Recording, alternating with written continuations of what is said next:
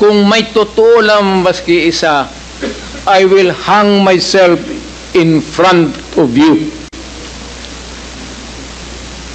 You can summon, I will sign a waiver, all banks, pati yung World Bank ng Amerika.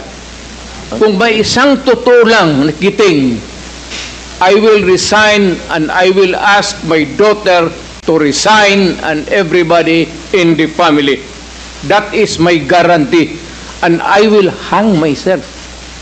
Will the former president be okay that if we draft the waiver now, that it be signed today instead of tomorrow? Will you be fine with that, Mr. President? Anong kapalit, sir? Hindi. Sampalin ko siya sa publiko. Hindi, wala naman. Ngayon na. Wala pong galunan. Mr. Chairman. I'll give you, sasampalin ko sa Mr. Chairman. publiko. Session suspended. Session suspended.